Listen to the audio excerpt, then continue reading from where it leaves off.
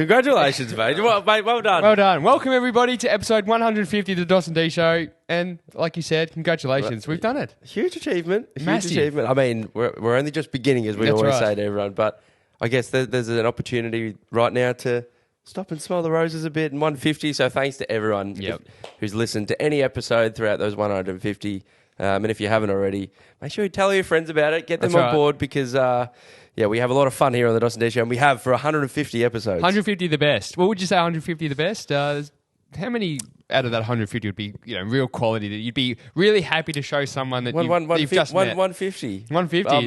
Maybe 146 maybe. Yeah, what were the first however many just with us two? Yeah. They're not the most proudest moments. But you have to do it. More of cringiness. Yeah, that's right. When you look back now and you're more established, you look back at those episodes and you can't help but want to dig a hole and jump in it when you hear it because it's just your voice. You know when you hear your own voice on video? Yeah. It's like that. That's exactly right. That's a great point. But we're here. We do this now pretty much once a year. We get to celebrate the 50 milestones. We've done the 100 episode, which feels like yesterday. I remember making that stupid little intro with some of our sound effects. Yeah, that feels like not that long ago at all. It feels like that. And that was at the old place, and now we're here. And gosh, time flies. But I'm just... proud. I'm excited. Me too. We don't get to reflect very much, but yeah. Well, today's going to be a bit of everything. So we are going to go down a very different hole, dos&d, because dos&d are going to interview each other, right? Now, this has never happened on the dos&d show. It's something we've always talked about. And it's going to be, D will ask me, he's picked 10 questions, and we're going deep. I think this is deep. It's going to be a mixture. Might be a little bit of a laugh, but... we don't know what each other's written down. No. So D's got 10 questions for me. I've got 10 for him. And we're just going to basically ask each other, what we really want to ask each other. It could go down many different paths. It could be religion. It could be spirituality. It could be sex. I don't know. Who knows? It could be, the meaning of life. I don't know. We don't know. Afterlife. It could be anything. I'm a bit nervous, but I'm very excited because, yes, we do a lot together. And lately, in the last few 100 episodes or so, I should say, when we're together, they're more entertaining, a bit more silly. We've shared everything. So it's actually hard to think of stories we haven't told yet. So today, we're going to see each other like we've never seen before, which is just... I'm very excited. I'm looking forward to it. It's going to go deep. And then, of course, we asked you guys to send in questions. So we've got a bunch of them we're going to get through. And that's probably going to be a bit more dos&d related as a team. And probably a bit more funny, maybe a bit silly. Bit of both. So we'll answer that together. But and that'll be it. That'll be it for today, for 150. But this will be great. So, again, might be a bit more serious today, but strap yourselves in because I'm very excited now. Let's do it. Who's first? Do we do rock, paper, scissors? Let's do a rock, paper, scissors now, and then it'll take us to the next segment. So whoever wins, does that mean they're interviewing or not interviewing? You choose. I reckon whoever wins gets interviewed. All right, winner gets interviewed first. Yeah. All right. Rock, paper, scissors. So I'm interviewing you first. All right, I'm going to interview Dos. See you at the next segment.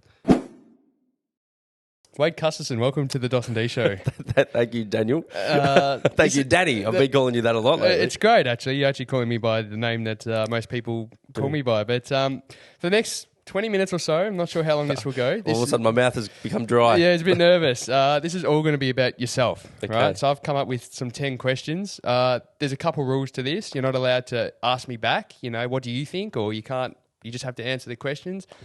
Some of them may lead into a bit of a deeper conversation. I may expand on the question a bit further if need be. But this is Wade Custerson, or Dos, like you've never seen him before. So what I've tried to do with these questions is I've tried to pick things that perhaps we haven't addressed before on the show. So we're not trying to go over some things. We know a lot about you, or people can go back and hear a bit about what makes you you and your life and all the funny and great things about yourself. But I've picked some things that I'm not sure we've covered. So are you ready? Oh, I'm ready. All right. So let's start a bit easier, and we'll progress a bit harder as we go. So, okay. All right, Dos. Yep. Looking at your life, what areas do you think you could improve on? But also give us one or two areas that you're really pleased with. Ooh, I like that. I'm the first person to put my hand up and say I'm probably one of those people who I'm never satisfied with things ever. So to kind of think of things that I'm proud of, I struggle with that. But if I was to say things that I am proud of, I'll say those first. It's a really easy one, but I'm proud of doing this together and creating this. And then I think one of the biggest things I'm proud of is actually deciding, like probably like 3 or 4 years ago, we were talking about it the other day, but about like going in with a world that's full of a lot of pressure and a lot of uncertainty around, like, you know, what you should do with your life. And I kind of just chose the idea of just doing it the way I want to do it. And we both kind of, you know, that's how we align. And then, yeah, when I decided that, I kind of cared less what people think. So I think one of the biggest things I'm proud of is actually just living true to like the life that I want, not succumbing to like, you know, if I'm working for a big corporate job that a lot of people would do, like you almost feel like you are completely, like there's so many people that just feel like that's all they can, like they're trapped, that's it. And I feel like my mindset, I'm proud of the mindset that I have, which is like, if I don't like it, I don't care what anyone thinks. Like I'll just go and do something else. And then I'll do another thing. Then I'll do another thing. Like I'm not, that's probably what I'm really proud of, is I'm just not afraid to change things. And then, but in saying that, like, there's so many things in my life that I should be proud of as well. Like, Well, think about just characteristics. So it might be some things that you're happy, like things that you think you do really well. So it could just be it's so hard personality to talk about tough. yourself like that. I know. Like, well, the first part of the question was, where could you improve in life? What are some things that you feel you can improve on? So it could be very simple, could be profound. Yeah. Well, there's probably a couple of things that could go. It could be a chuckly little laugh as well, but like, there's a few things that I definitely could improve on. Being in a relationship in the last probably year and a half, you know, probably my communication at times. I'm a very bad texter. I'm not very good at texting, as you know. I leave you on red quite a lot. Everybody leaves our guests on red. Yeah, it's not. Yeah, I do. Unfortunately, it's probably not one of my greatest traits. And that, you know, that's only something small. But I mean, I could definitely improve in my health. I know at the moment, like that's one thing in my mind. I'm like, you know, I look back at my like 18 to 24, 25-year-old self, maybe 23, and like, yeah, I was in like the peak health of my life. Like, you know, I was the strongest I ever was. I had the most muscle mass in my body that I ever had. You know, I did a triathlon. I was just feeling good, and like, but I think over the last like 4 years, and maybe 3 years since like coming up here and going in and out of like 2 different relationships in the last like 4 years as well, going through that period, I think my health kind of like took a bit of a backseat, and I haven't like trained consistently. I haven't necessarily had a goal. I've always gone in drips and drabs. Like I'm going to run a marathon, or I'm going to run a 10K, and then I'll train for it, and then I'll stop. Like, so I think health is probably one of the biggest things I could improve on for sure. That's good, mate. That's only the first question. That's an easy one. Well, even that, I felt like I just butchered that. So I hope that wasn't too bad. No, that's fine, mate. Let's continue on. So, what is your biggest regret in life? Far out, mate. We're going deep, aren't we? We're going deeper than this, I can assure you. Oh God, I've never shared this before. So I've got a cup. I've got like one big one, and this is pretty deep. And because we're going deep, I'm going deep.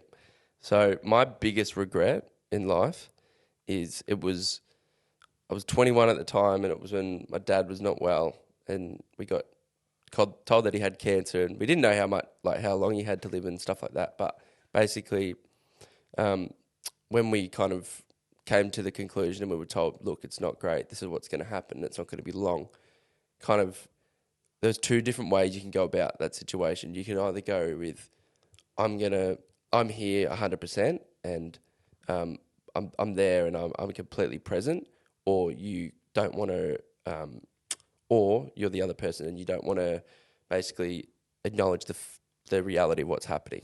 And that was me. So my regret is I kept trying to avoid what was happening. So I was trying to distract myself. I was trying to get out of the hospital. I was trying to run away. I didn't want to acknowledge it. I didn't want to admit. I didn't want to, and even to the last day, like my biggest regret is like the fact that I never actually said goodbye to my dad, and I had the chance to. Like, there's people that their parents might die from a heart attack or a car crash, or like, and they would kill to like sit by their side and talk to them, or like, and I had that, and I spoke to him, and I told him how I felt, but I was so young, and I just didn't, I didn't know what to do in that situation. So, and people have told me, and I've gone to a counsellor, and I saw her quite a lot for a long period last year, and she helped me through that. but you just can't help. But like you're 21-year-old, what are you supposed to do?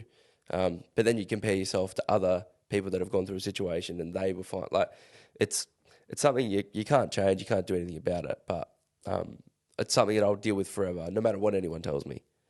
Yeah. So what do you mean when you say no matter what anybody else tells you? What do you mean? Well, what you I get mean, a lot of advice. What I mean is like when people say to me, mate, you know, you're 21, like, mate, you're not supposed to know and this and that. It's okay. He knows how you feel. Like people would say that, and I acknowledge that, and he would know that.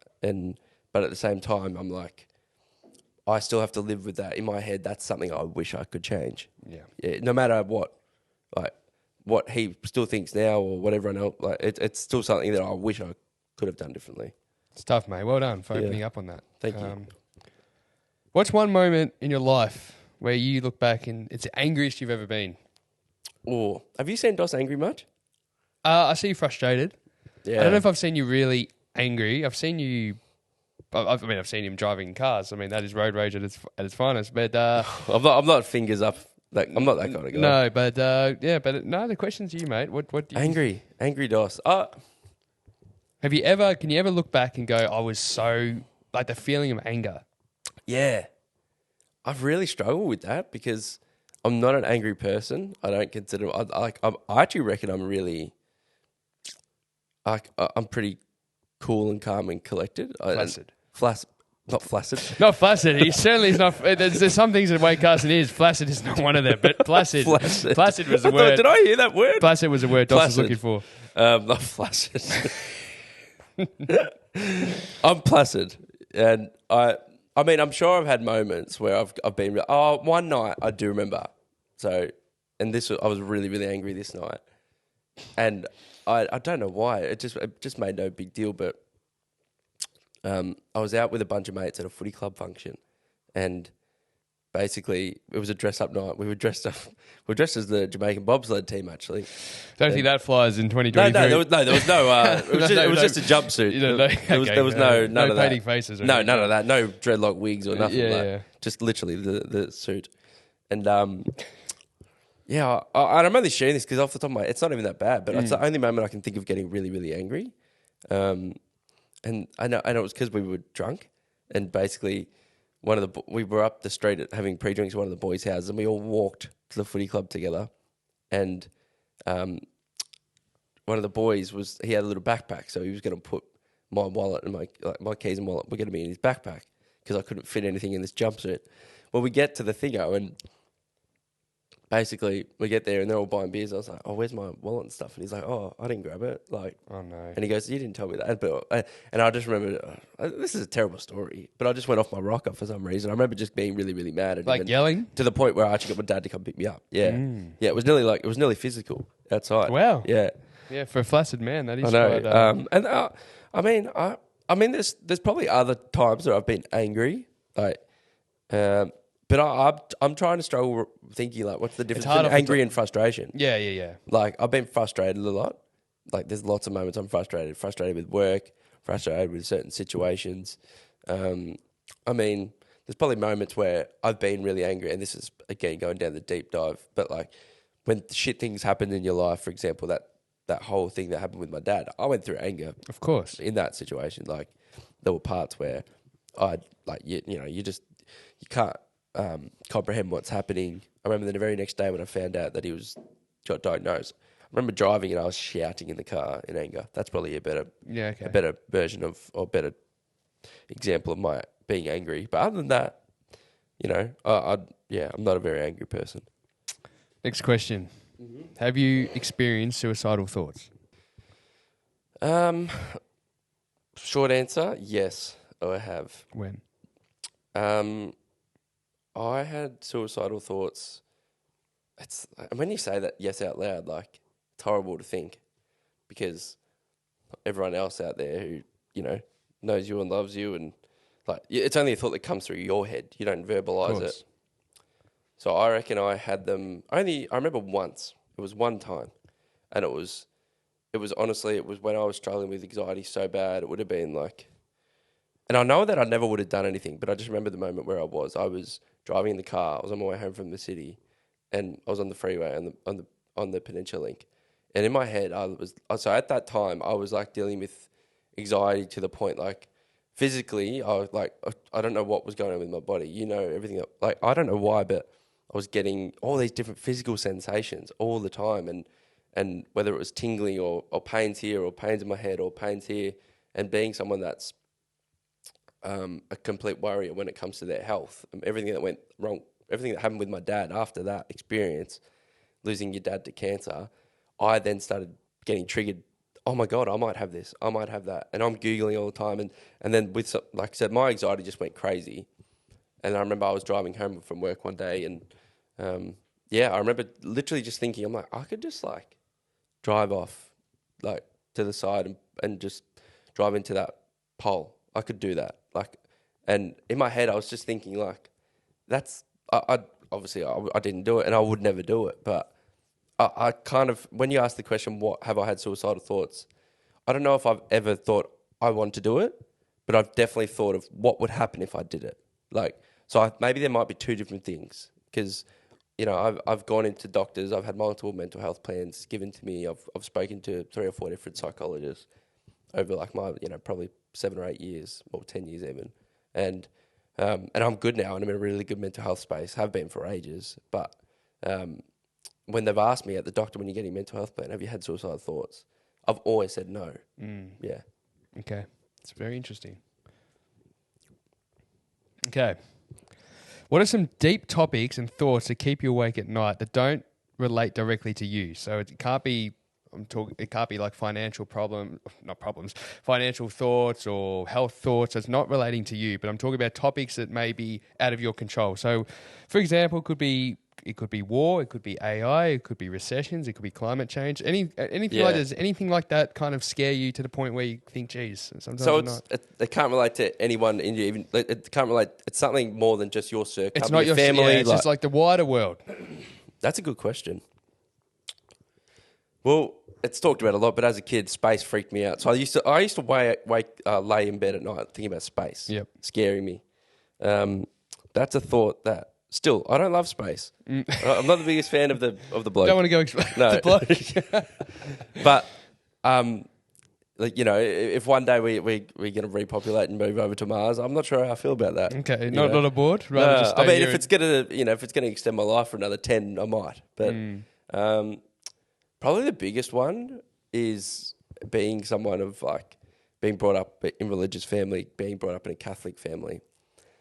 The fear and thought that goes through my head all the time is the thought of eternity. And you knew I was going to say that. Like that thought, that concept, I just can't comprehend it. And when you're brought up with, faith and you're educated through your whole childhood years, you go to church every Sunday, you're taught to have faith.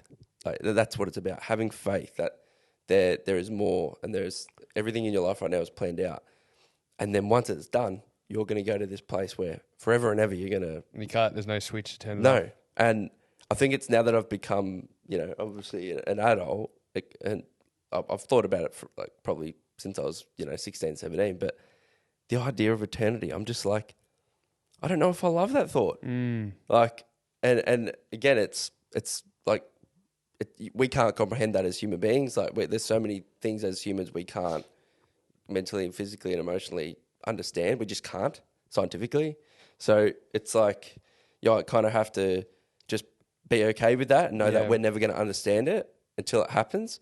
But yeah, that's probably one that I always think about. Like it. Well, it carries on lovely into my next question. So where are you sitting currently with your faith or religion? Good question. Right now. Thanks for stealing one of mine. Far out. Do you consider yourself religious? Do you consider yourself of a man of faith? I do. Do you practice? Yeah, I definitely consider myself as a man of faith for sure. I think there's two sides to this. So again, being, like I said, I was brought up Catholic and did all my sacraments and, even, when I was, say, probably until my dad passed away, even a bit after, I was like very religious. Like would always go to church, go to mass, to the point where like even I was going to confession at some points. That's obviously that's part of the Catholic practice, and going to confession, confessing your sins. It's just something that's a part of it, and I was educated with that, and that's what I thought was normal. And being a young guy and growing up as a young guy and running a mark and doing things like, mate, I went into religion and I'm like, wow, I can't believe I'm telling this bloke, this random priest this. Like, and I think being that, I guess, growing up in that faith, I will always have something faith. So at the moment, I'm back to the question originally, like, where am I right now? I think I believe in a God. I believe in afterlife. I believe in, I believe that a lot of my people that I know that have passed away, I believe they're living somewhere else, that our souls go somewhere else, that I will see them again. And I think a big part of that is because I want to see them again. That's like in my mind, I'm like, I want to believe in faith because I'm like, God, I want to see them again. Yeah. But I must say though, I don't know if I'm like entirely set on like I practice, the Catholic faith. Yeah. Or I practice the Christian faith or the Buddhism faith. Like I don't like. I'm not saying I would. No, I'm trying. No, I know what you mean. You know what I mean? Yeah. I just saw you laugh. I'm like, I'm not trying to be funny. I know you weren't trying to be funny. I'm just. I've never practiced that. No, but like I don't know exactly what my routine is and how I'm practicing right now. But I definitely pray still. Like I pray from time to time. Yeah. I went to church. Actually, no. The only time I've gone to church in the last 6 months is for a funeral. So, like, that's if you in the Catholic Church, that's a sin. Like, you need to go every week. Yeah, literally. Otherwise, you need to go to confession and confess that you didn't go. Okay. Like, so I didn't know that. Yeah. So that's where I'm at right now. Lovely. Now, this is a bonus question, just yes or no answer. Speaking of, based on the last couple of questions, and with the Christian Catholic faith, do you believe in the end of the world? Yes or no? Oh. Just yes or no? No. No. Okay. No. That's okay. All right. Is there anything you've once had strong beliefs in and have since changed your opinion? Geez, I don't know about that. Could be anything. It could be religious. It could be political. It could be football. It could be anything. Yeah. What's something that I had strong opinions on and it's now changed? And now you put your hand up and say, gee, no, I don't agree with what I said then or believed in then, or I got a big one. Yeah? Yeah, I got a big one. We know that, but don't answer the question. Yeah. So my one was, and I don't want to I don't want to go down to religious beliefs too much, but my big one was I did not believe in same-sex marriage. Okay. Yeah. So I didn't believe in it. I didn't think I agreed with it from what like the Bible said. I was like, well, no, like I don't agree with it. And then I don't know. It was like I would have only been pretty young, and being in a Christian school as well, you kind of just when you talk about like your surroundings, that's what you're surrounded with, and that's what you're listening to, and that's what you're hearing. So I probably didn't even think for myself. I was just like, well, I'm going by these rules. That's what it is. And then it probably wasn't until like maybe when I probably turned 18 and started going out and seeing the world a bit more that I was just like. And maybe even in terms of like watching things on TV or pop culture or like just movies and stuff, it became, I don't want to say the word mainstream, but I saw more of it. Yeah. Which became more normal, which then I was like, wow, when you really think about it and you read what's in the Bible, like it's like, it's not a bad thing. Yeah. Yeah. I understand. That's been my change. Well done. Well done for opening up on that. It's tough. Okay, one probably, you can interpret this, then we'll probably lighten them up for the last couple, but interpret this however you like. What is one thing you'll never tolerate? Ooh. Simple or as hard as you like. Could be something like a bad breath you may not tolerate, or you might not tolerate farting, or you might not tolerate something a bit more deep. It's up to you. Yeah. Okay. You know what I won't tolerate? I won't tolerate coward punching. Well done. So people that... Didn't see that coming. No, I don't. It just came to my mind. People that, like, if what do they call them? Like, just anyone that's out, or if it's on a footy field, or like anyone that you see hit someone from behind, anyone like that, I cannot tolerate that. Yeah. No, well done. Yeah. Okay, we'll lighten it up a little for the last couple. So, when you need a bit of cheering up, when Dos is, a bit upset, where do you go to for a quick laugh? Where do you, is it who or what do you go to? Is there a show? What do you go to? So 2. Mm-hmm. So first is a person, and that is actually no. First is a group. Mm-hmm. Whenever I want to laugh, and we don't do it enough, but it's with you, Jai, Will, and Jared. Yeah. So if I'm with that group, they're not even being funny.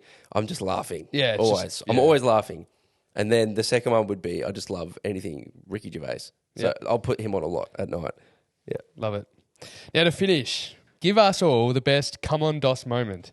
Now, for those who may not know what come on Dos, this became a catchphrase at the age of 15, 16 maybe, where we noticed in high school Dos would, maybe he'd be a bit airy for a moment and he'd do something a bit stupid, like just forgetful, and basically we'd all utter the phrase, come on Dos. Now, this happens quite often. The other night there was a come on Dos, actually. I'll quickly share this and you can answer it. But we were sitting on the couch playing FIFA a couple of nights ago. Ralph was sitting in front of the TV. Dos was here to my right and I was here. And I was just looking at my surroundings and I looked at Wade Cusserson, who had his tracky pants on, and they were halfway around his ass. Like literally, like his bum crack was going so high up. And I just took a quick Snapchat and the caption was, come on, Dos. Like, just a simple thing. Yeah. So I struggle to think of that. What's been my biggest come on Dos moment? Shit. I literally can't think of anything. I can think of thousands. Well, go on. Could be when you were working for your dad and you forgot. And you go, that's one. Yeah, that's a pretty... no, my biggest come on Dos moment... And it gets talked about, but that big party that I had at home, like the next day, just with Dad. So I had this big party while my parents were away. It was very large. We got out of hand. People vomiting on the carpet, shitting in my bed. Like it's just insane. People hooking up, like it was crazy. So, but the come on Dos moment, would have been one, doing that and thinking I could get away with it, and then two, the next day. Somehow my dad found out. Oh no! And the home phone rang. My mobile rang and it was Dad. So I was like, oh well, I'm not answering that. But then the home phone rang. But so Dos answered it. It was my dad. Come on, Dos. Like, what do you reckon? That's very funny. Yeah. Well done, mate. That's 10 or probably thanks, about mate. 11 or 12. Well played. But how do you feel? Did you find that difficult? I loved it. No, I was really good. Yeah, well done. Really, really good. How did you think I went? You went really well. Hopefully, it's hard. It's actually really hard off the top of your head. I know that's difficult when you don't know. We promise you we have not planned this. I didn't tell them the questions in advance, so it's hard to think of things. Yeah. So well done. Hopefully some people got a view of Dos that they might not have known. A bit more into the psyche of Wade Cusserson. Wow. Well done. Well, thank you. Well done. Thanks, mate. Now it's my turn, T. So how are you feeling firstly? Feeling nervous. I hope that if they're tough questions, I can articulate my words and my sentences, well. Yeah. Some kind of intellectual compatibility. You're good. You're good with, in terms of grammar and explaining, so you'll be fine. Yeah, a bit nervous. We'll see what you've got. I must say, though, yours, like, I've got some deep ones, but some of yours were, like, a lot deeper than mine. So my first one is, where does your creative flair and passion for what you do and love come from? That's a great question, Dos. Thank you. I did not see that coming. Where does it come from? Well, I think as a kid, we spoke about this on another podcast. We've never really done this. And we've mentioned many times that both you and I, we wanted to be professional AFL players. That was our kind of dream and goal growing up. And the natural progression thinking as a 7-year-old is that you're going to play professional football at the highest level and you'll just naturally go into commentating. That'll kind of be your so thing. True. And one day you'll host a footy show and you'll do that kind of stuff. So I remember, this is weird, I remember literally being, it's going to sound really vulgar, but this is the truth. Every time I took a shit anywhere from age 7 to 12, I used to pretend I was hosting a show on the toilet. I'm not kidding. I remember that. Like I'd have, I used to, each week I'd actually host my own footy show to nobody. on the toilet. Yeah. I sit there for half an hour and just go through the results and what's upcoming. And I make sure I do it, make sure I do it once a week. Welcome Billy Brownless. Yeah. Well, I wasn't interviewing anyone, thank God. I was just practicing maybe for what we're doing now. And And then as a teenager, I think, again, I never would have explained this to you or anybody, and it's almost embarrassing, but I used to actually make up skits to myself around the house, funny enough. Like I'd come up with, we talk about songs and music, like I'd have a song in mind and I'd play a character, or I'd pretend to be being interviewed. I used to do a lot of that kind of stuff, and I always wanted to go into it. And then we've talked about traveling a lot. As I traveled, getting a bit older, that's when I'm like, I was listening to podcasts. Podcasting was getting big. I'm like, I want to do something creative. I want to be interviewing people. I want to be having conversations. And that's where really then you and I obviously combine, and we've got what we've got today, which is incredible. But there's always been something there, and I always say this to everybody. I feel like most people have something creative in them. It's not necessarily being in front of the camera, but it could be art, or it could be music, or it could be something. But a lot of people are held back, especially getting in front of a camera on social media. So I'm so grateful, because I look back now and I even say to myself today, if dos&d didn't exist now, would I even have the courage to step out and do it? And I don't know if I would. So, because I understand that fear. So yeah, I'm very grateful. No, that was good, mate. Well, this kind of will translate into the next question a little bit, what you mentioned. How much traveling have you done? How much more do you want to do? And why is it so important to you? Good question. I haven't travelled as much as I probably sound like I have. I've travelled literally. My first major travelling experience, apart from going around Australia and doing school camps, was I travelled to the UK when I was 18 years old. That was the end of my first year of full-time work, and I had money, and I decided I loved QPR, the football club. It was in the Premier League, and I'm like, I just want to go watch them play live. I just want to experience that. So I just bought a plane ticket, and off I went to the UK. I didn't know a soul. Truly, I didn't know a person in the UK. I was very heavily overweight. I was very introverted. So I spent the most of that trip in a hotel room. I went around, looked around London. I went up, did some cities. I did like Sheffield and Manchester and Liverpool, but kept to myself. And then the next major one was traveling with the Richardson household. We went to America. We did a lovely 6 or 8 cities of the US family holiday. And then the next one was where I was probably at my peak of confidence, and I flew over to the US. And this was, again, I truly was my life-changing experience, where I bought a plane ticket to San Diego, had nothing planned, one night accommodation. So it was very difficult to get through customs because there was no explanation of where I was going or why I was there. But just traveled around America. I had no idea where I was going to be the next day for 6 weeks, living on a budget, living in hostels, meeting people, making friends. Somewhat like I meet you, you say I'm off to Chicago tomorrow. I'm like, fuck it, I'll come with you. Or let's stay here for a couple of days. And then the next big traveling adventure was with you, going back to the UK to do dos&d. So to answer the second part of your question, traveling is so important. I think it's really, I get it's difficult for people to solo travel, but I do recommend people try that once in their life, because you do get a better understanding. It grows you up. You get a better understanding of who you are. And I know that sounds a bit weird, but you get a better understanding of how to communicate with people from all walks of life, age groups, religions, genders, thoughts, beliefs, all that kind of stuff. Your mind is open to so many possibilities, and it gets you thinking. And for me, that's around the time where I'm like, I want to have some kind of thing in my life that could allow me to travel freely and do what I want to do, which is what we're doing now. So with dos&d, we've got hopefully end of this year, we've got a big travel thing coming up. But mate, I want to travel forever. Where do you want to go? I'm one of those people. I want to go everywhere. Yeah. And I realize it's probably a bit unrealistic, but I'd love to see Europe properly. And what I mean by properly is not just bounce around 2 days in this country and 2 days there. It's like go and experience 6 weeks in one country and 6 weeks in the next country and like live it up. But I get that's a bit potentially unrealistic. But yeah, Africa, South America, I think at one point in my life, I'd like to live somewhere else for, even if it's 6 months, just somewhere else, totally different. Yeah.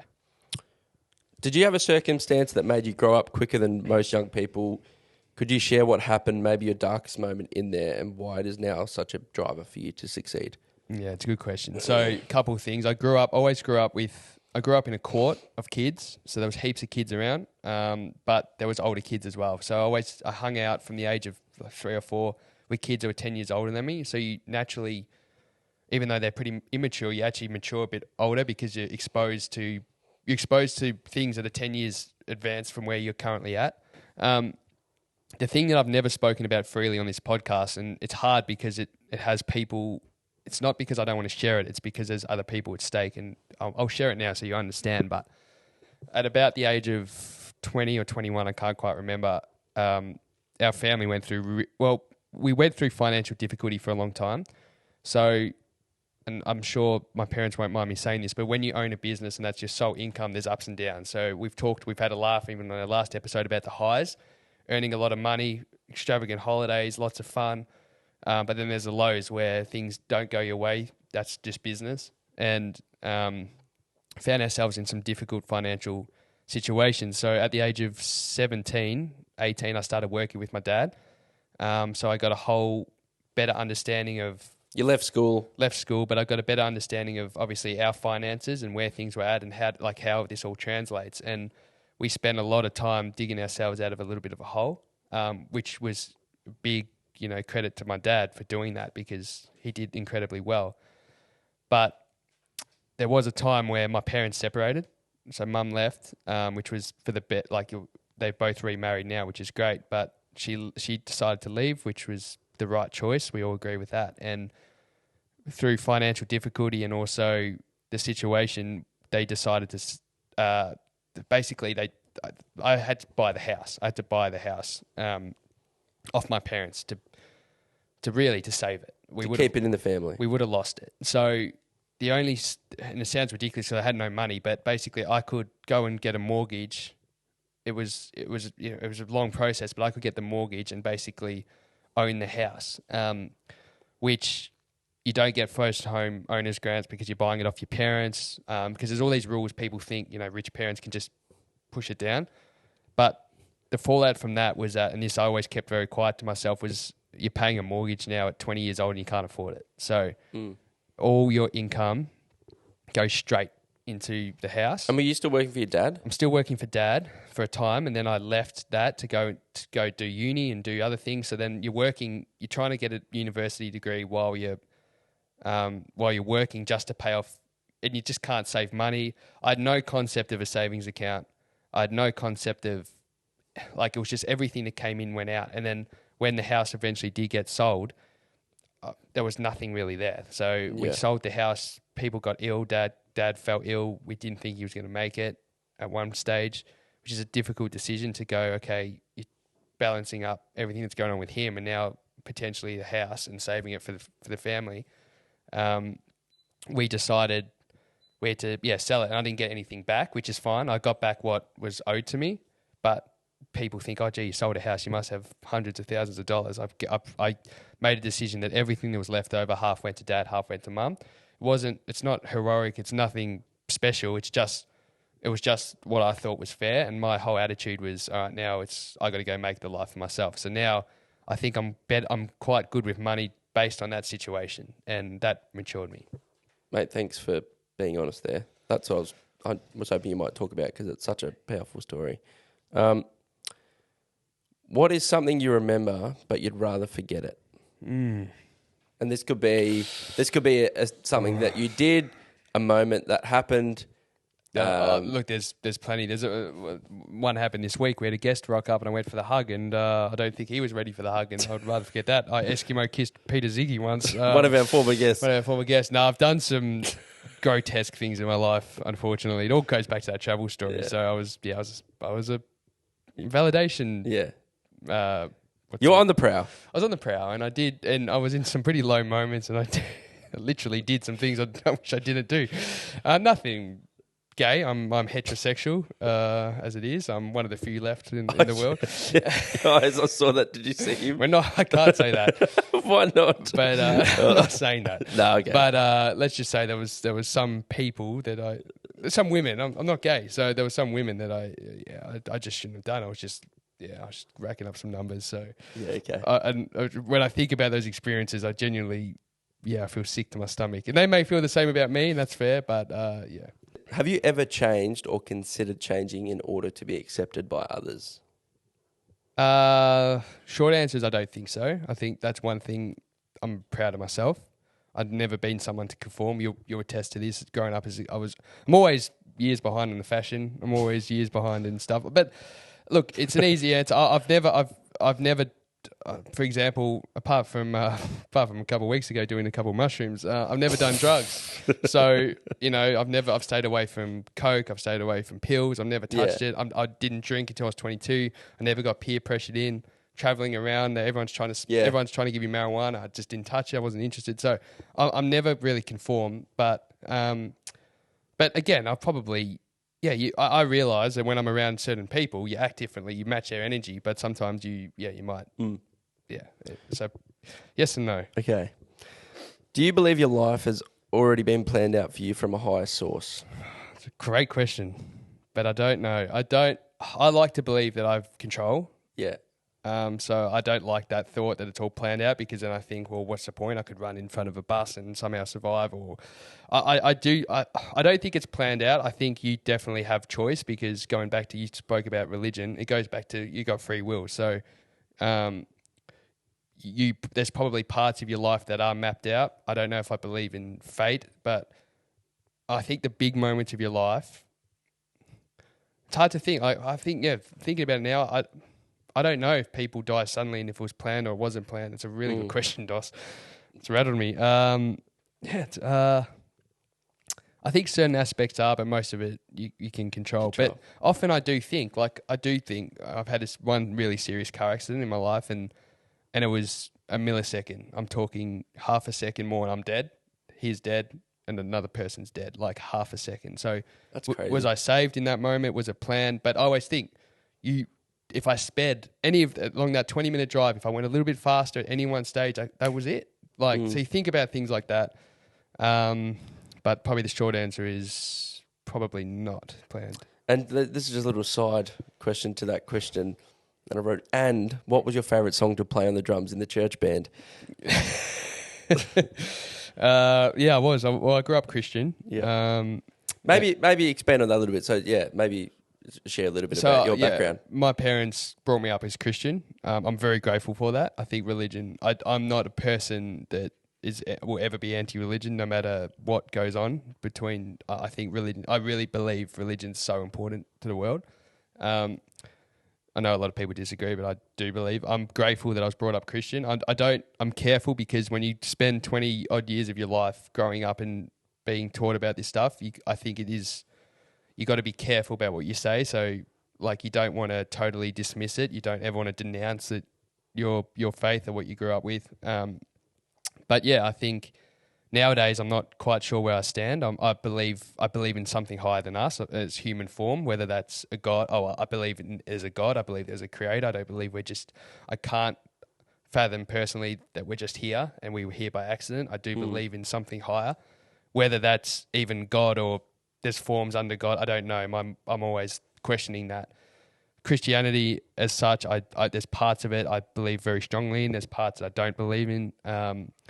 As you get more educated and you understand a little bit more about how Christianity began, with formations of religions and political and governments and this that, and the other, it kind of questions.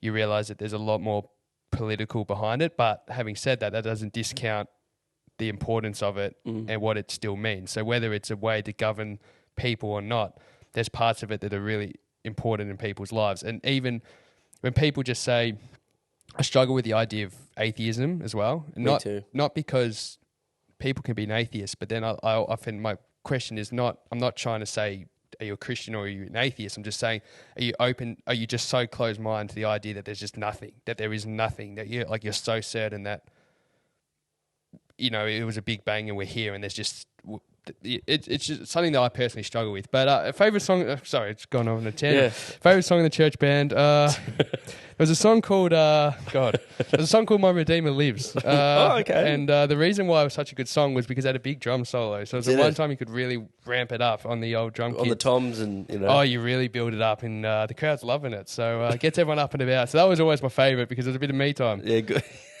Good, mate, good. All right. But often you got to be quiet, you're just doing a bit of cymbal work. Yeah, it's the snare and the hi-hat. Yeah. Do you believe some people who supported and love what we did... Sorry, this is more of a dos&d question. Do you believe some people who supported and love what we did early days have now dropped off purely because of tall poppy syndrome. In brackets, they don't want to see others that they know doing better than them. Well, we know for a fact that's the case. So, yes, that is, which is disappointing. But again, I don't mind because I understand. Like I understand that mindset because you talked about having creative mindset earlier. There was times when I wanted to do something, and then you start, like, say you've got the idea of doing a podcast. From then on, every new podcast, even if it's got nothing to do with what you're thinking of, annoyed me, and I wanted to push it away. I didn't want to think about it because it's like, oh, they're started and I haven't. So we know for a fact. People would have thought we'd last 10 episodes, 5 episodes, maybe 50 episodes, and we'd stop. And I know for a fact we had friends that were very, very supportive. Yeah. They're not really friends anymore, but there was people that were supportive. They'd push out the message. They'd always encourage us. Now they don't even follow, which is strange because now I'm like, why would you follow then when it was so shit?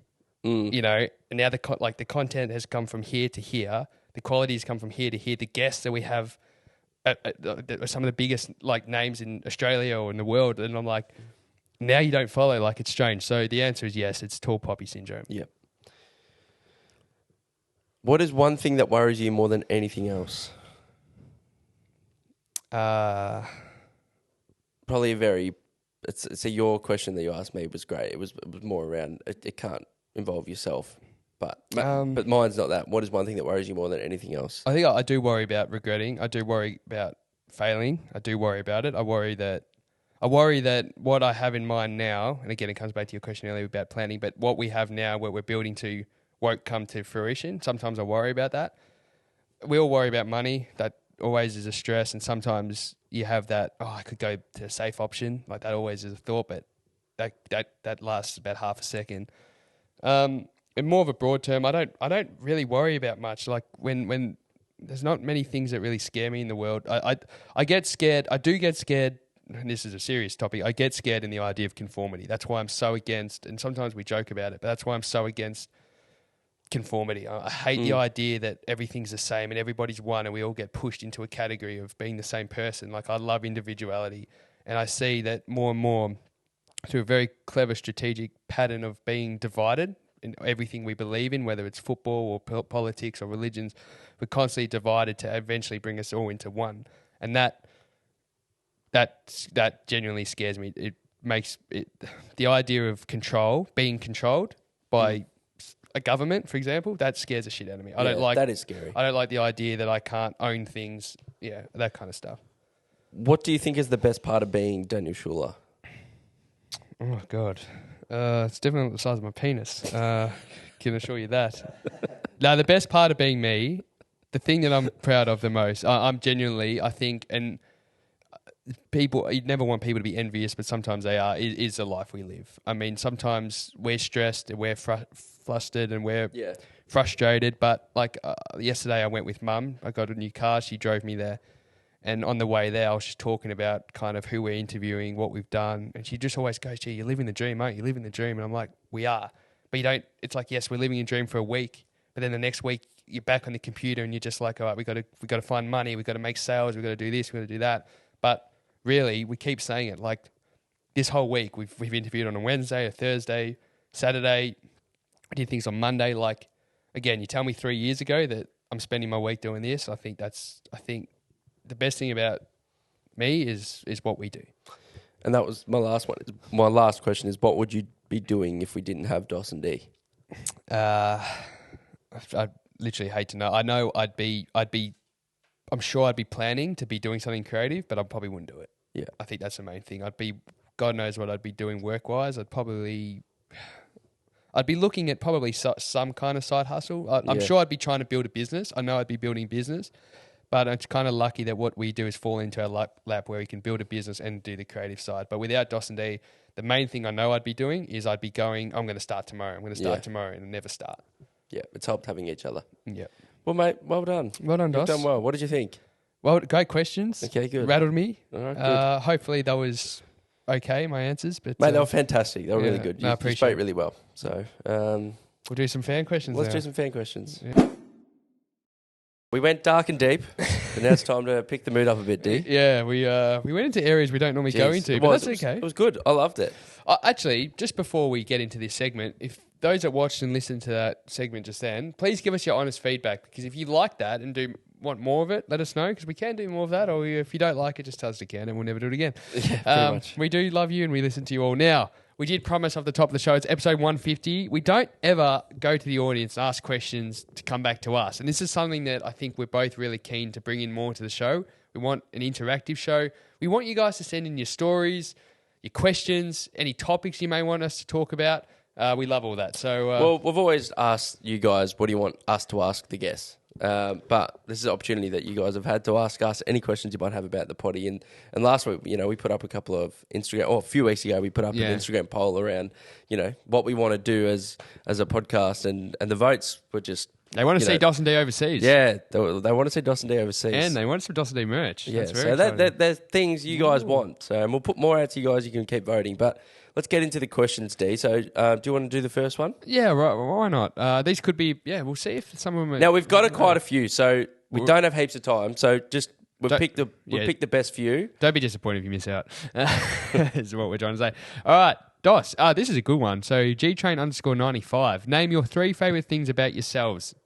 So, and each other. It says and each other. So maybe we just name 3 things we like about each other. Yeah, okay. What do you reckon? I think you're very witty, and I think it's hilarious. Yeah. I love... What else do I like about D? Struggling. Why don't we go back and forth? I'll right. give you one that I like about you. Yeah, that's good. Yeah, Yeah, that takes... Because Dos... Actually, whenever we're interviewed on other podcasts, because everyone goes Dos and D, you always have to answer the questions, and I get the time to think. One thing I really like about you, I really like your drive. Okay. Yep. Thank you. That's really nice. What's another thing I really like about you? I love your drive too, but I don't want to copy you. Yeah. So let's say I love how similar you are to me. That's a good one. Because if we didn't have our similarities, we wouldn't be on a trajectory that we're currently on. It's a good one. I like your humour, and with that, I also like your passion. Like your humour makes me laugh a lot, and it's a passion behind it. So I just think, and the way we kind of take the piss, you take the piss out of yourself. Obviously, we take the piss out of each other a lot, but I'd say your humour. Oh, humour. I've got one really good. Can I quickly jump in? Yeah. I'm going to say your music taste. That is a great one. I love Wade Custis' music taste because it is so rare to find what song were we singing this morning? Jet. But it wasn't. That girl's a genius. Yeah, it wasn't the one you'd expect. And there's just so many songs that get played throughout the household and in cars that you just never would expect. So I'll say, I love. You know what? I'm sorry, but I'm going to say that as well. That's fine. That is the third thing that I love about you, is because I don't know anyone else of the same age that knows the same amount of songs that I do. Yeah, it's quite a good. What's the word? Discography. The other thing is we're going to be bringing some fantastic music clips to you guys very shortly, so you're going to look forward to that content. Oh, that's going to be good. That's going to be very good. And we will tap into some songs that, we're going to actually educate some of the fans, because you may not know these songs, but you'll love them after we bring them to you. All right, I'm going to jump to the next question. Do it. So, Alexandra Totaro, former guest of the show. Yep. 67. 50%. She's part of the duo of Anthony and Alex. Alex and Anthony. We love those guys. They're amazing. She goes, she starts it with this. Hard question. Uh-oh. In what way do you each think the other person holds you back? So she meant to write do. So one way I think you hold me back, and one way I hold you back. Oh, God. Ooh. That's hard. That's nasty. That's not nasty. Nice. That's not nasty. One way that you hold me back, I reckon, how do you hold me back? There's a couple that come to mind. One of them is... especially the old day. Dos, when we're about to record with a guest, the insides of him start to hum a little bit, and it just happened. He's become. It did. We actually did another interview before, but he becomes quite nervous and anxious, and not in maybe a very serious way, but the bowels start moving. So there's been a few times where he's literally held me back from going downstairs and introducing the guest, because he's 5 minutes before they're due to arrive, he needs to rush to the toilet. So. That's one way you hold me back, mate. Yeah, that's good. That was good. Well played. Well played. You got around that somehow. How do I hold you back? Gosh, how do you hold me back? Well, You held me back in the Gold Coast a month ago because you couldn't drive a manual automobile. I did. You know, that would have been nice if you could drive that. Only Ralph could do it. So That's true. But Who holds each other back? Well, obviously we don't anymore. But back in the days where we first moved in Hawthorne and we were single, do you reckon I held you back potentially going up and just? No, I don't think so. No, okay. Because I think during that time I was pretty I don't feel like you held me back. I feel like I was at least trying. That's what I mean. Yeah. Like I might not have come up with you to wingman. There was a bit of that early. Yeah. There was D, but I don't know what got into me at that stage. But I just thought, stuff it, you know. And D would go, go on, do it, you know. And you'd be like that bully's best friend, just go and do it. You get in trouble, you know. Yeah, clean up the mess yourself. You know, D didn't want anything to do with it. I think on a more serious note, the reason I think because it's a hard one to answer. But because we're so similar, we're building this goal. I think what we've gotten better at is we probably have skills in different areas in the overall scheme of things of what we're doing with dos&d, whether that be content and business and all the other stuff that goes with it. And I think we've complemented it really well by sticking in our lanes within the business itself. So Dos might take care of some areas and I'll take care of others that we may not be strength. So having each other really helps. For sure. And we've now adopted the mindset of who, not how. So obviously Ralph's here, which is a massive, massive help. He's such a valued member of our team and we are building that team further. So the areas that we're not strong in, we're... who can help us, not how can we do it? You're next. Oh, yeah, I'm next. Okay, next question. Garni Studios. So this is... Obviously your girlfriend's written in. Look, it's funny because when we first started the show, like episode 3, I went to your ex-girlfriend and asked her for questions, and she actually brought this up too. So it's obviously this isn't new. But do you scratch your bum and sniff it? Is that directed at you? Is it? It's directed at both of us. But I think it's directed at you. I do. Yeah, I do. So explain the habit. It's like I've got a weird thing with smelling things, just in general. Like I enjoy smelling it. The roses. No. So for example, let's just.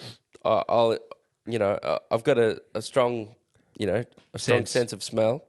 So, if I buy something new, it's like I got to smell it. Or, for example, if I hope everyone else out there who lets their own, flatulence go, sometimes you enjoy the smell of it. I agree. I think everyone agrees. This is to the point, this might be a bit, so does anyone else, when they let one go, you let Fluffy off the chain, and you want to smell it, and you do these ones?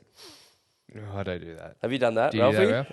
Yeah, Oh, Ralph has. Yeah. But in terms of, in terms of scratching my bum and sniffing it, like I'm talking like.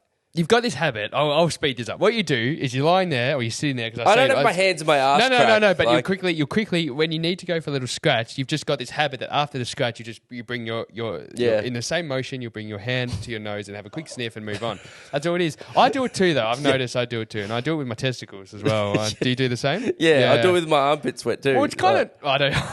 Well, in some ways, it's hygienic. You want to know what do I smell like? If your testicles stink, it's time for a shower. If your bum all reeks, maybe you didn't wipe it properly. If your armpits stink, get some deodorant, son. So, all right, next question. Gosh. Thanks, Garni. Thanks, Garni. Thanks for throwing me under there, Dale. And Dee doesn't like it when I call her that. All right, Mikey Bednarak, a really loyal listener of the show, Mikey. He's mate, we love your engagement, buddy. What's dos&d's favourite movie? Together? I reckon we answer this together because we're going to do a challenge later that we can't. I don't want to give it. On 3, you got to say it. All right. 1, 2. Wait. Oh. Is it 1, 2, 3, go? Yeah, 1, 2, 3, go. Okay. 1, 2, 3. Kicking and screaming. Yes. Yeah. Wow. Great movie. Well Got us to America. Have you watched that, Ralphie? Oh, mate. Great movie. Yeah. Football at its finest. Yeah, I'm glad we both answered that. Okay. Best memory from Ralph.Travels. Thanks, Ralph. Ralph, our producer, cameraman, videographer, and editor. Does all here at the dos&d Corporation. Best memory you have together?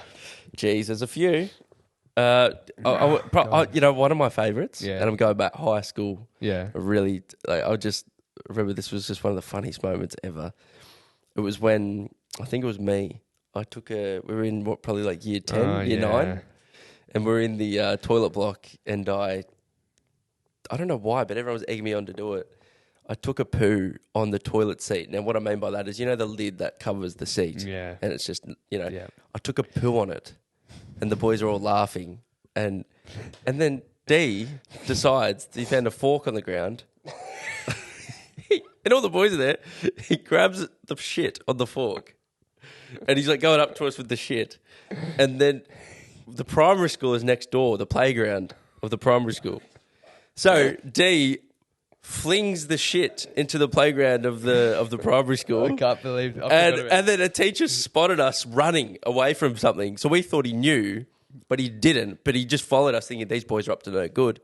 So we're sprinting. All three of us are running away and hiding. And it was hilarious. But the funniest thing about it was they literally had to block off this because it was a human's feces in the primary school. They literally put cones and like rope, and like there was a teacher. It was the funniest thing I've ever seen.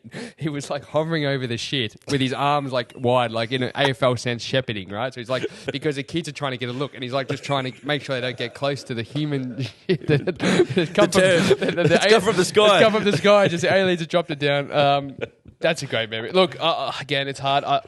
The van, like just recently, the Queensland trip was amazing. Just that moment in the van, we talk about that all the time. England, we talked about that earlier. That was awesome. And just one day we will sit down and we'll write a book and we'll talk about all the memories. But this whole journey, like it just goes like almost goes through my mind. What's your favourite memory from a James Heard interview? Oh, yeah, definitely. Well, the great man had a coughing attack. He had a little bit of a tickle in his throat, and he was struggling through the interview. And I don't know why we've watched this bit of footage more than anything, and none of you ever got to see it. We should post it. We can't post it. The man had a coughing attack, and it was just dos&d's small talk because we were so in awe and intimidated by the man. We were just asking him and talking about, there's a bit of a cough going around, and my girlfriend's passed it on. And anyway. Yeah. All right, next question. This is from. Well, we've already shared this story. So this is from Revens Graham. So Robbie Evans, he's one of my really good close friends. He goes, boys, throwing back to the pod when me and the lads caught up to watch the World Cup match for the Socceroos.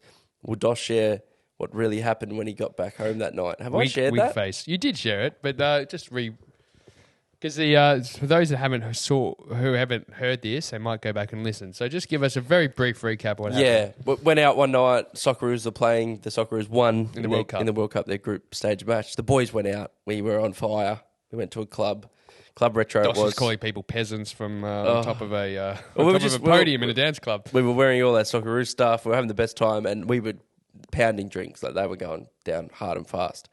And the night finished at 4 or 5 a.m. We get back, and long story short, a couple of the boys on the couch. We're in bed. I think I had one of the boys in bed with me, Huey. Like there wasn't enough room to people sleep. Well, the next morning I have to go to a Christmas function. My girlfriend picks me up. We go, worst hangover ever. I get a call from one of the boys going, mate, do you remember what you did this morning? I'm like, no, what did you do? What did I do? And they're like, mate, fuck. This morning at like 4 a.m., a couple of boys were on the couch in the lounge, and we were like fast asleep, and we just heard this like psss, and they looked up, and Doss was just standing in the middle of the lounge room floor, just walked from the bedroom to the lounge room floor. Relieving himself. I think he was at the toilet, and he was just dropping it on the carpet of the rental apartment. And D that later cleaned that apartment from top to bottom barefoot, and had no idea that wetness was my piss. So I remember thinking, gee, the floor's a bit damp. Like, what's that? And I was standing in Wade Cusserson's urine. Wade Cusserson's so there you urine. go, Rob. There you go. You're up next, D. Okay, so we might make the... Oh, hang on. We got a couple more. We've got a few. All right. Eric, your brother, Ralph, actually, all the way from the UK. Great question. Eric J. Smith, who taps out first in a wrestling match? I'm going to put my hand up. I'm going to say me. Yeah, I think I've got a bit more. I think you've got more... third letter of the alphabet? Yeah, you know a bit more in terms of grappling moves and... I just know how to choke. Yeah. Choke somebody out. Yeah, I would struggle. I mean, I'd be on the top rope for sure. I'd give it a crack. Nacho Libre. Yeah, I'd have a crack at a fog splash or, but a moonsault, something like that. You reckon let's say Wayne Maddie, the great Wayne Maddie, former guest of the show, has got us both in the same maneuver at the same time, and it's like a challenge. Who can hold on first to tap out? Do you think you'd tap before me? I feel like I've got a good pain threshold. Yeah, well, maybe not. Yeah, maybe we'll have to do that one day. Maybe it's not necessarily pain. It's probably more like how long. It's just I don't know. It's uncomfortable. How long can you keep your breath for. You'll pass out. All right. Should we make this one the last one? Yeah, last one. Wow. Yeah. Okay. So last one, Life's Teachers. So Michael, he runs a podcast called Life's Teachers. He's a great bloke. Good man. I've done a bit of work with him, and he's a good fella. So his question is, Do you want to quickly read that comment out first? Yeah, well, he sent a really nice message. He said, "Just wanted to say, boys, you're ripper blokes, and I'm blessed to have met you both. So, Michael, we appreciate that, mate. Very nice. Another fellow football fan. Of the round ball kind. Of the round ball kind. So, he goes, what's the biggest challenge you've faced to get to 150 episodes? It's a good question. I think that's easy in my mind. The biggest challenge we faced to get to where we got would be the period, that we talk about this all the time, but the period where we get through our first 10 to 20 episodes, we run out of topics, and we are coming up with the worst content you guys have ever heard. Somewhere around episode 20 to 30, and then we started to rebuild from there. So they were tough times. They were tough times. We did some, we were in a massive lockdown. We lived 30 or 40 kilometres from each other at the time, so you can't just bang out good quality content. So we're on Zooms and we're coming up with things, and I just think the reason why that was a challenge was because no one was listening at that point. Like, our numbers were so low because we weren't even promoting it anymore. We weren't even telling people the podcast was out. We just kept pushing it out. Yeah, week by week, we weren't even putting up updates on this is episode 30 or 40. Like, we didn't even do that. Yeah. So, and the reason why it was a challenge is because we obviously gritted the teeth and got through it, and we still believe. So that's what I'd say. Well, what about you? If you want to do yourself a favour, guys, go on the dos&d Instagram and scroll all the way to the bottom. Don't do that. Don't do that. It's not a great look. We should delete some of that. No, we actually let's think about it. Yeah. What's been, in my opinion, the biggest challenge for us? I think one of the biggest challenges for me was when we were over in the UK, and I got very, very sick. Yeah. And we had to somehow find a way to get an episode out. I think at one point, we both tested positive, and we had to find a way to, just to stay isolated and then reschedule interviews, and it was just a bit of a nightmare. So we stayed very isolated, didn't we? Yeah, we did. We didn't go out. We didn't go to any soccer games. We certainly did not conduct any interviews with a positive COVID result. We didn't. Yeah. That's it, isn't it? I don't think she copped it. Actually, he did write one more, but that is, I will just throw this one in. Out of all the episodes you've filmed, which one has impacted you the most in any way? What's the one that's probably impacted me the most? Oh, there's been so many. I'd probably say... It's really tough. Yeah, it's really hard. I mean, if you're talking about impact, I'd probably have to say I really liked... I can't think. I don't know what to say. I think it's really difficult because they impact you all, but the thing is, when you look back, you got to remember, we bang this out, it sounds horrible. You put out an episode and then you do all the clips and you do everything and you're pushing them on social media, but the next week you're on to the next one and the next one. And it's really hard to think back. Nothing. I mean, I'd love to give one episode that really impacted me. I will say this. This is just from what we're doing. Episodes that I got a lot out of. So, for example, what we're doing in terms of becoming content creators, interviewing other content creators. Yeah. I've got a lot. That's impacted me a lot in terms of okay, I'm not alone. Other people feel the same thing in a similar industry. Yep. We're not behind. We're doing fine. Those. So episodes. give us some. So names. I reckon Louis and Gab. That was a really, really good episode. Jenna with the pink. Yep. She was really good as well. Big following. Shepmates. Shepmates as well. I think Caden, Kados and Rog. Those interviews, I loved all our interviews, but those I got a lot from in terms of someone in a similar field. We're trying to get into that field. It gave me at least some good reassurance, some good advice. I know that some of them have impacted a lot of other people. We have emotional stories shared on the show. We've had people cry. We've had one guest cry, and we walked away and thought, "Oh, did he put that on?" We were a bit skeptical about that, but I think that's right. But it's weird. The one that impacts me, and this goes back to our London trip, and it's such a long time ago now. But it was Ryan Hutton, and I think again, similar to what Dos was saying, just a bloke same age, doing a thing that's a bit different and a bit hard, and I often think about what we talked about that day, and that impacted me positively. So that's what I was saying. Anyway, that's enough. Sorry if we didn't answer your questions. We got to get a wiggle on. So we'll see you at the outro. I'm going to start this last little bit just saying how proud I am of us. and what we've done. Because 150 episodes, I think we were saying it last night. We went and got some dinner, and we're like, geez, 150. When you type that number in, 150, like most of our episodes are an hour. That's 150 hours worth of us talking or talking to someone else or listening, and that's 150 hours. Think about how many hours goes into the editing each hour. That's right. Videos, how many videos that is, how much time we spend. Sourcing guests and back and forths and traveling and going interstate and going overseas and trying to get sponsors in the door and trying to do what we do. It's like 150 episodes to do that for that amount of time. That's a huge effort. It's huge, and we don't because we said last night it's a day to day, so we don't even. It's never an option not to get an episode out. We've had, like, being transparent, we've just had a small roadblock hit us before I come back up. I'm going up to Queensland because we haven't even addressed that. You've been in Melbourne this week. I go up to Queensland in 4 weeks' time again to do another batch of content, and we've had a last minute, which happens in this industry, someone pull out. So now it's another challenge to find a guest between now and then, but we will do it because we have no other option. And so I'm proud as well. Because I think in my head, A, it's normal, but B, it's just going to keep going. So it's like, there won't be long in about 200. But I think I said this at episode 100. At episode 100, I'm pretty sure I said on that episode something like, we've just interviewed James Hurd and Chris Anstey and a couple of others. Sinclair, at that point? Cam Sinclair. And we're like, oh, who's going to be in the next 50? Like, it's so exciting. And you kind of look back, and in that next 50 is Bossy and Richo and Archie and the list goes on. Kados and Tommy. Like, there's just so many people. We've been to Sydney. In the last 50, we've been to Sydney, Adelaide, and Queensland. Yeah.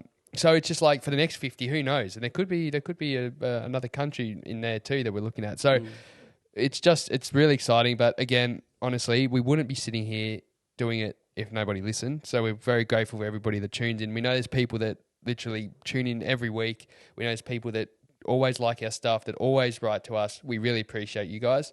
Thank you to everybody that's new here as well. Stay on for the ride. It's just getting good, in my opinion. Like, we're pushing really hard. We're building this team with Ralphie. YouTube content. We're creating fun, enjoyable, entertaining content. Yeah, and it's just going to get bigger and better. Yeah, so the podcast is just one part of it, and if you want, go over to YouTube, check it out. Subscribe. Seriously, go subscribe. We're having so much fun creating the content. It's a lot of dos&d challenges. You get to see us, our personality. Vlogging. We've got our vlogs. We did a vlog for Queensland. We'll do another one for the next one. So, yeah, we're working really hard to create stuff that you guys will love. So. But thank you to everyone that's subscribed, to everyone that listens, that follows, all that stuff. Continue to do that and share the message. Pass it on. Let's explode this thing and get more involved. Seriously, be more interactive. Yep. Like, message us and share your stories, share your topics. If you've got a segment idea, send it in because we'll do it. And yeah, thanks again. Anything else? No, that's it. Just thanks. Cheers. Sayonara.